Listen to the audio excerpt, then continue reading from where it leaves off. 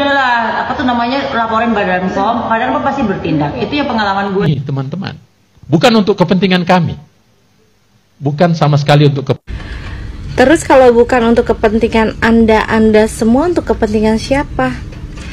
Apakah untuk kepentingan owner zalim itu? Untuk kepentingan mereka-mereka yang sudah berbohong gitu, tanpa Anda memikirkan kepentingan rakyat Indonesia, tanpa Anda memikirkan customer-customernya gitu. Yang penting pemasukan untuk negara aman, begitu maksudnya Pak. Jelaskan dong secara detail, biar rakyat Indonesia tuh tahu betul BPOM seperti apa gitu. Owner zalim kok masih dibela? Pak, melek mata deh, bukan mata hatinya Pak ya. Lihat yang baik, lihat baik-baik lah gitu. Pahami dulu seberbahaya apa sih kalau skincare itu overclaim ya, atau tidak sesuai ingredientsnya.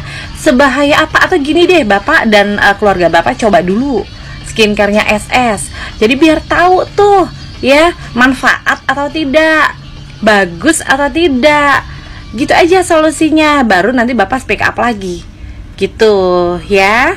Jangan belum dicoba tapi Bapak udah buat statement banyak sekali ya. Seperti statement Bapak, kata Bapak kan kalau pendapatan skincarenya SS ini menurun atau turun, pendapatan untuk negara, pemasukan untuk negara juga turun.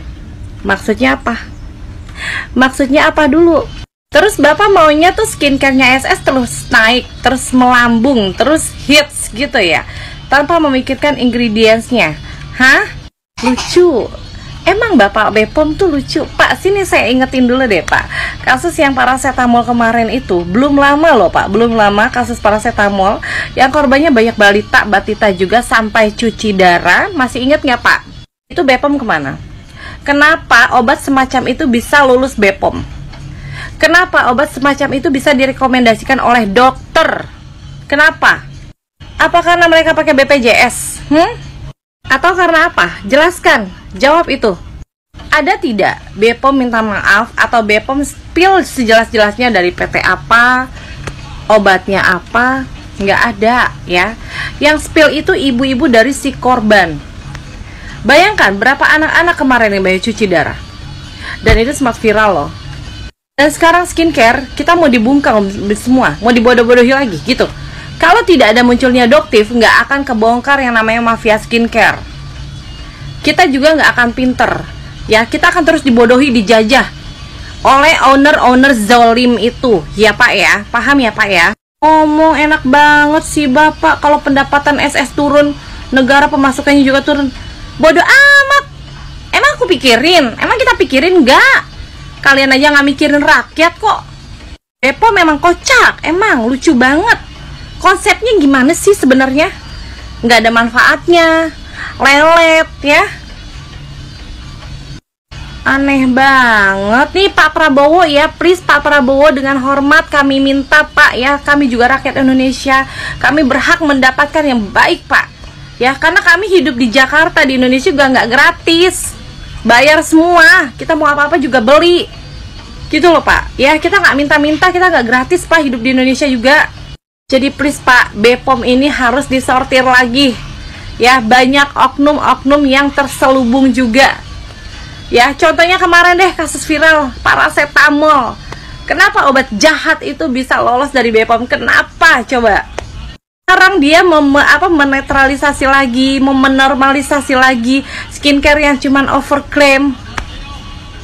Pakai dulu Pak sama keluarganya, pakai dulu, coba skincarenya SS sebagus apa ya. Pasti nggak berani pakai, cobalah pakai. Dari hari ke hari Bapak bikin Bapak bikin video deh tuh sama keluarga Bapak ya. Bapak spill deh tuh hasilnya kayak gimana ntar. Baru Bapak speak up lagi, kalau bisa bersama yang lainnya lah yang pakai itu semua. Masih bisa nggak menormalisasi skincare overclaim? Kalau udah tahu hasilnya kayak apa, masih bisa nggak? Ditunggu ya Pak, ditunggu spillannya untuk skincarenya yang Bapak bela-belain itu. Pak, Bapak nggak malu ngomong kayak gitu? Doktif itu berjasa loh untuk masyarakat Indonesia. Kemudian Bapak ujuk-ujuk nongol dengan mengatakan hanya BPOM lah yang berhak mengumumkan. Enggak Pak, Bapak telat. Doktif udah duluan banyak melakukan review dan mengumumkan produk-produk yang bermanfaat dan juga yang berbahaya. untuk produk yang bermanfaat, kemudian produk tersebut menjadi melambung, bahkan penjualannya sangat meningkat. Artinya Doktif tidak berpihak, ya. Seperti apa contohnya? Hana Sui, meledak-meledak tuh produk Hana Sui. Yang dulunya nggak dilirik karena dianggap sebagai produk murah dan ada di swalayan, tapi setelah direview oleh Doktif, coba kalian tengok. Dan juga untuk produk-produk yang kurang dalam arti ingredientsnya, kemudian dilakukan review oleh Doktif dan mereka berbenah diri. Salah satunya Pak Originot. Nah, mereka itu nggak pakai berantam, mereka tuh melegowo menerima dan kemudian terus memperbaiki diri. Jadi Doktif ini sebenarnya tidak ada niatan untuk menjatuhkan suatu brand. Ya, dia itu ingin memberitahukan produk kamu ada yang begini, ada yang begini. Tinggal dilakukan perbaikan. Kalau ada yang mengandung hal-hal yang berbahaya seperti merkuri dan hidroquinone, maka itu juga diumumkan supaya dilakukan penarikan produk untuk reseller-reseller. Karena apa? Yang mempunyai produk yang tahu resellernya siapa. Jadi dia bisa menarik produk dia. Kemudian terjadi konflik karena beberapa reseller ini, bukan reseller. Beberapa owner skincare ini merasa dirugikan atas apa yang dilakukan oleh Doktif sehingga mereka perang. Padahal seharusnya mereka itu berterima kasih sudah direview oleh Doktif betapa berbahayanya produk mereka, ya. Jadi Bapak itu sebenarnya sebagai ketua BPOM sudah kecolongan tugas oleh Doktif. Doktif telah melakukan duluan tugas-tugas Bapak dan Bapak itu telat. Dan yang saya perhatikan selama ini, sorry tuh saya banget ya, mungkin masyarakat Indonesia boleh bantu komen. BPOM itu bergerak kalau sudah ada korban. Contoh, korban keracunan makanan ringan, korban gagal ginjal akibat paracetamol yang nggak jelas itu terjadi beberapa tahun yang lalu ya. Banyak anak-anak yang meninggal dunia, baru produk-produk yang ditarik. Maka BPOM untuk kedepannya, tolong jangan telat ataupun jangan dicolong jobnya oleh orang lain. Kenapa? Seperti Doktif ini dia nggak sanggup tunggu. Kalau ditunggunya kalian bergerak keburu dunia kiamat. Dan setelah terjadi apa yang dilakukan oleh Doktif, kemudian Ketua BPOM mengatakan untuk Doktif ini nggak usah lagi review-review produk, biar tugas BPOM-nya kami nggak mau. Kami mau Doktif tetap melakukan review produk. Ya, Bapak jangan merasa tersaingi oleh Doktif.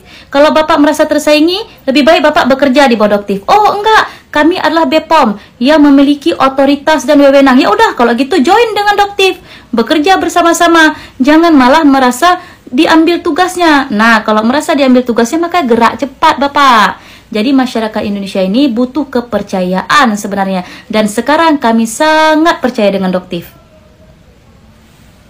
Tahu nggak, zaman sekarang owner-owner bukannya sibuk memperbagus produk-produknya mereka malah ternak buzzer. Ini fenomena yang aneh tapi nyata di Indonesia. Ketika seseorang tidak sepaham atau menyuarakan kebenaran, lu bakalan dibully abis-abisan di sosmed lo. Tapi kalau aku sendiri sih udah biasa ya. Dari dulu kan memang akun aku tuh pembela kebenaran. Dulu aku membahas tentang agen-agen tenaga kerja yang menipu para orang-orang Indonesia, dan waktu itu aku juga dibully. Jadi kalau untuk masalah dibully atau dijelek-jelekan di sosmed udah biasa, say, tidak ngaruh. Jadi banyak loh produk-produk di Indonesia yang seliweran di FYP aku, memang ya untuk segi bentuknya aja udah kelihatan itu produk murah gitu. Terus di repackaging jadi produk mahal. Dan ada beberapa produk yang seharusnya kulit kita tuh nggak butuh, kayak HB dosing, lotion dalam dosis tinggi, kita juga nggak butuh, yang harganya mahal. Kasihan tahu orang-orang yang udah beli dan review tapi malah mereka dihujat. Nggak bagus, persaingan bisnis di Indonesia tuh gitu banget gitu. Jadi kalau kalian beli produk apapun sekarang di owner-owner yang lagi viral ini, hati-hati, jangan habisin duit kalian buat sesuatu yang tidak penting. Karena kalau memang produknya bagus, nggak perlu kok pakai buzzer. Jadi kadang kita melihat satu produk kan, terus kalian itu udah cek profilnya, terus banyak yang komen bagus, ternyata itu bukan Anis review, itu memang sengaja mereka itu dibayar untuk buat komen seperti itu. Jadi kalian be smart aja. Kalau uang kalian banyak, emang udah berlebih, ya udah terserah kalian, boleh-boleh aja. Tapi kalau misalnya uang kalian masih pas-pasan, beli yang pasti-pasti aja, ke supermarket aja, beli lotion-lotion yang ada di supermarket, produk-produk lokal. Ini ya, ternak buzzernya tolong dikondisikan kalau ngomong itu atau komen lebih sopan lagi, karena capek kalau misalnya aku harus nge-approve-in semua gitu. Sebenarnya di akun aku tuh kalian bebas bersuara apapun kalian boleh, tapi kalau memang kalian sudah terlalu negatif, kamu akan kefilter sendiri sama TikTok gitu. Jadi ya bijaklah menggunakan sosial media.